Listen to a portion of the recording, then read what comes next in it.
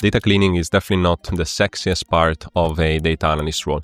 But me, as a data analytics lead with over 7 years of experience in companies like Deloitte, Amazon AWS, and also AI startups like Beamery, I can definitely tell you it's something that I do pretty much on a daily basis. And in this video, I want to give you a very practical idea of how I clean data, in this case, using Python. I also don't want to show you a very clean tutorial, but I'm actually gonna probably do some mistakes and debug my errors, so you can see exactly my thought process in all of this. And this is something that can definitely help you to understand what's happening in real life in the job, but also to prepare for potentially interviews and your own projects, because this is a skill that is super high valued by employees and hiring managers in general. And by the way, if you're interested in a career in data analytics and you want me to help you until you land a job, then you must check out my Analytics and Automation Academy. I will leave the link in video description. It's a 6 weeks program where we cover pretty much everything you need to land a job. So I'm talking about things like Excel, SQL, Tableau, Python, working together on projects to create your portfolio. I'm also going to teach you AI agents, which is a skill that is booming right now, and also the domain knowledge that you need to become an expert in things like marketing, operations, supply chain, healthcare, and finance, and so on. Applications are now open, and as I said, you will have my full support until you land the job. So make sure to apply at the link in the video description. And without further ado, let's jump straight into my Python environment and let's do some data cleaning. Okay, so the first thing that obviously we need to cover is the setup for this project and the stuff that you're going to see in just a second. So what you see here now in my screen is a tool that is called Google Colab. This is by far one of the easiest way to start coding with Python in an environment that is completely in your browser. So you don't have to install anything at all on your laptop. And that's the real kind of power of this Google Colab. So it's a tool by Google, as I said, runs on your browser. So you just go on Google Colab, and what you can do is basically creating a new workbook, which just means like a new Python file. And this is exactly what I have done here. The obviously important stuff, the setup, and for our data cleaning project, we obviously need some data. So there are many different ways to get data. You know, you can go on platforms like Kaggle. So I will leave it to you in case you want to practice data cleaning to find the data set. In my case, I do something that probably is a bit more advanced. And so instead of looking for data online, I generate my own data. This is what is called synthetic data. So it's data that is generated myself, again, through Python. And for the purpose of this video, I'm not going to show you how I generate this data. I actually asked you in a previous video if you're interested in this topic, and I got already a few comments of people that are interested in how I generate synthetic data. So that's definitely something that I'm going to cover in more details in the next videos. So make sure to check out for upcoming videos. But for the purpose of this video, what is interesting for you is that I generated some data and then I put my data in a pandas data frame. And so by running this line here, I basically just show you the data that we're going to work on. So this is appears to be marketing data. So we have a campaign ID, we have the date of the campaign, the platform where the campaign ran, clicks, impression, and cost. So some data about the campaign, conversion rate as well, and country. Now, I need to see how to clean this data because there are definitely some stuff that don't appear to be very clean. So, for example, we have some null on countries. And probably some other stuff that is weird within this data. And so if this setup for this project is clear, now let's go ahead and clean our data. So the first thing that I want to do now with this data, because I'm not sure what's going on, I mean, I can see some weird stuff happening here, some other nulls in impressions, but I want to have a better idea of how the data is. And so what I can do is writing df.info and then open close brackets. And then in Google Colab, I just click this play to run the cell. And basically this is already some information that I'm getting. So for example, I see that in clicks, in impressions, in country, we have some, the non-null count is not 1,000. By the way, I can see here that our data set has 1,000 rows and 8 columns. So what I was expecting here is that, we don't have non-null values for maybe click impressions and country as well. So, and by the way, this is also my assumption, right? It may be okay that we have some rows with no impressions, no clicks, but in my case, I'm expecting some values, especially for example, for country. It's a bit weird for me that we have some null values. So that's exactly what, this command in Python gives me, but also I can check the data type. So there are some columns like, date is a date time, so that's probably okay. We have some float for clicks, impression, and also conversion rate, which just means like a decimal, that's fine. But also I see that some columns have this object data type, which usually is not best practice because it means that there are different kind of formats for a specific column. And so this is probably something that I will need to investigate as well. What I'm doing now is basically a bit of a data exploration, simple command in Python to just already give me kind of an idea that, there is some stuff that is quite weird in our data. And that's exactly the purpose of this exercise, to make this data clean before we actually run analysis on it. What I'm going to do next is probably, kind of a immediate next step for data cleaning. I want to see duplicate rows. So I can define duplicate rows. So I'm going to create this variable, and this would be df. And then I open the square brackets and I do df dot. And I use this method called duplicator, open close brackets. And I'm going to run this one here. Obviously, I just define a variable, so nothing's going to happen. But then what I can do is also running this line here. So I do len and then open brackets and then duplicate rows. And then let me run the whole thing here. And I have this two. So what does it mean? It seems that from this command, I have two duplicate rows. And now because I define these duplicate rows and I also understand there are two duplicate rows, then obviously I can literally see what are these two duplicate rows. So if I just call the variable, this is exactly the duplicate rows that we have in our data set. And so what is the potential solution here? Well, I actually don't need the two rows. So I think I'm just going to take the simple decision of removing one of the two. So let me add a new line of code here. By the way, this is the way to, add codes in Google Colab. So I just click on plus code. And then here, what I'm going to do is I'm going to use another pandas method because we are working with pandas. By the way, that's the library that I'm going to use to clean most of this data today. So I'm going to do df dot drop duplicates in place equal to true. So also very cool that Google Colab suggests the code to use. So this drop duplicates is a method again in Panda to simply drop duplicates. And what it's going to do automatically is drop in the second row. That's how these drop duplicates work. You're going to see this in place equal to true. What does this mean?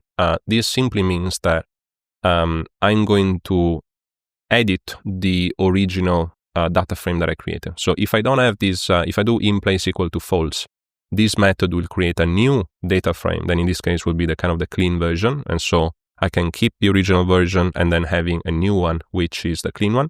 But in this case, I don't need to create a new data frame. I'm happy to edit the data frame that we are working on. So I'm going to run this one here. And now if I want to check again that, what we have in our new data frame is actually, there is no duplicates. Well, in this case, I'm going to just redefine duplicate rows. Probably not the cleanest way, but easy just because I already did it. And I'm going to run again. So these duplicate rows will again calculate the duplicates on my new data frame, right? The one that I just edited. So I'm going to run this one, and is the len duplicate rows, and now we have 0. So it means we don't have duplicates anymore. So that's a good step that we did to just clean all the duplicates. Now, something else that we can do is actually taking one, for example, numerical columns in our data set. So for example, we can examine a bit more the clicks or impression column. We can do this with the describe method, which is also super interesting in pandas. And so here I can do a df and then open square brackets, and then I can select the, let's do the clicks, right? And then I'm going to do dot describe and then open close brackets, and let's run this one here. And here with this describe method, I can see exactly for clicks, I can see the count of the clicks. We have the mean, the minimum and also maximum, standard deviation, and some other stuff. So this gives me a good idea of what's going on in this clicks column here. And for example, an interesting stuff that I noticed here is that the minimum is actually -100. So this is absolutely a problem, right? We cannot really have like a negative number for clicks. So we will need to adjust this value. And and thankfully, thanks to this describe method, we kind of notice this is an issue that is happening in the data. And so what I want to do now is actually, well, first of all, see these negative clicks. So one thing that I can do here is define negative clicks, right? And then I'm going to do equal df, and then I'm going to open brackets, and then df clicks. I actually have already the suggestion, so I'm going to use the clicks. And then outside the first brackets, I'm going to do less than 0. So, and then I actually want to, well, we can do len negative clicks as suggested by Google Colab. And again, I can see we have 2 rows of basically the appearance of negative clicks. If I don't want to see the length, but I want to see the whole row, then I can just simply run this on here. And I can see exactly the rows where we have negative clicks. Again, this is a problem that we're going to solve now, but that's how I kind of I'm spotting the problem. Now, what I can do here, let me add a new code block in here. So what I'm going to do here is basically, again, editing our data frame. So our data frame will be, let me actually copy this stuff here, because that's pretty much what I want to do. So I'm going to do df clicks, but this time I'm going to do higher than 0. No, actually I'm going to do higher, but also equal to 0. And then let me run this one here. And now let me take these other 2 lines here, just because I have them already. Let me run this, and then again, I didn't went through this code here, but basically what I've done in this line of code is I said, okay, my data frame with the kind of the original one that we're using, I want it to be only basically getting the clicks that are either higher than 0 or 0. And then I'm checking again the negative clicks. And this time I show the negative clicks and I don't see any rows. So that's exactly kind of the demonstration that our code to remove those rows where we have negative clicks are removed from the data frame. Again, this is more like my assumption. My assumption is that these rows here just don't make sense. And so instead of just keeping them in, because there are some data inaccuracies, I just don't want them in my data frame.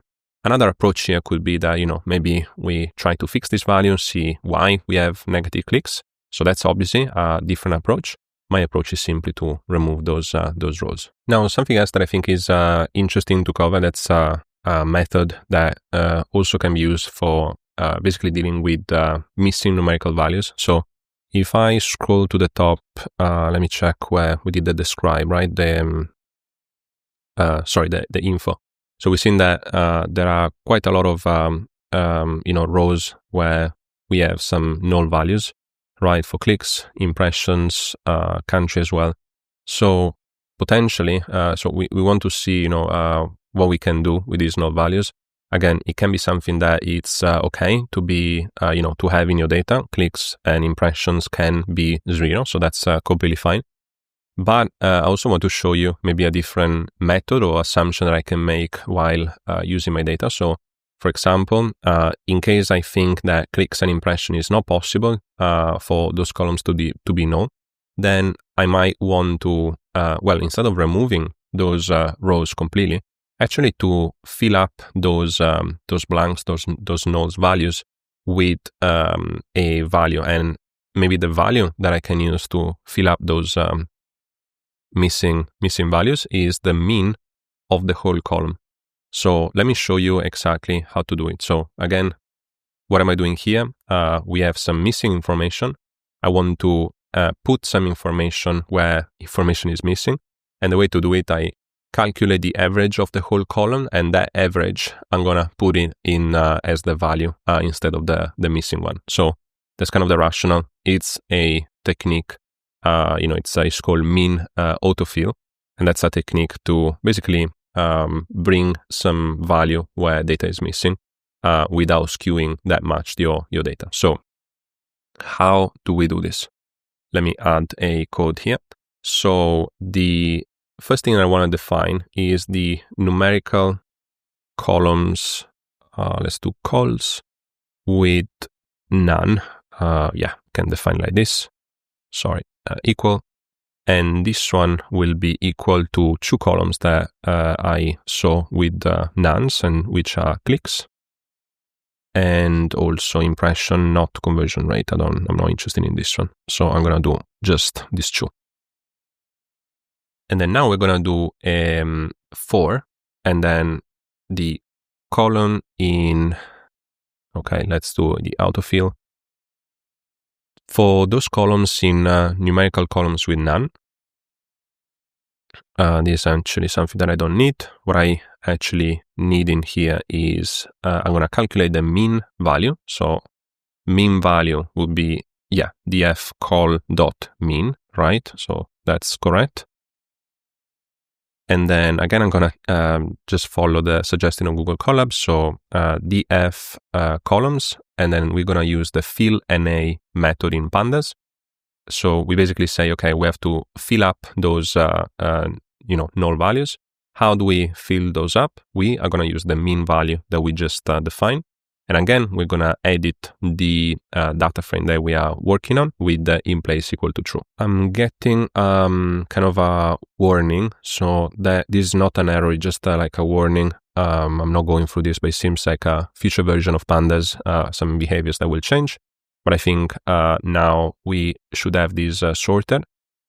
Let's obviously check that what we've done is kind of made a difference in our data frame that we use. So I'm just going to grab the stuff that we used in here, right? We use this df info. So let me scroll down in here and then add a code, df.info. Let's run this one here. And as you can see, now we basically don't have non-null values in our data frame. So that's exactly how basically I'm demonstrating that what we've done here, we replaced the none with the mean. And that's why we have now actually 887 entries, and all of them, they don't present any null values. And that's how we have, columns, clicks, and impressions with non-null values. By the way, while running this code here, I actually noticed now that is okay that we have no non-null values here. So that's perfect, right? That's exactly what we wanted to do in the last part of our data cleaning process. But I also noticed that for some reasons our rows dropping, so I rerun the whole code, and the rows that I have now is 895, which is way different compared to the initial 1,000 rows that we had right at the start in here, which is also a bit unexpected because I can see that we removed one duplicate rows here. We removed the negative clicks here. So if you recall, that's what we just run. And then this part here of the code, it shouldn't make any difference on the lines, right? Because we are simply filling the null values with the mean. So this part of the code, it shouldn't change the number of rows that we see. So there is something kind of unexpected that I'm doing here that caused some issues. So it's at least it's fine that I recognize this. And actually, if I see the other lines of code that I run this part here that we did together, right? I said, okay, the data frame that I want the data frame to have only basically the rows with the clicks higher or equal than 0. This part here that I run, actually, without even realizing, I removed all the rows with the null values, right? Because if it's basically the way that this works, only keeps the rows with the clicks that are higher or equal than 0. So this command that I did here actually removed all the values with the null, basically all the rows with null values for clicks.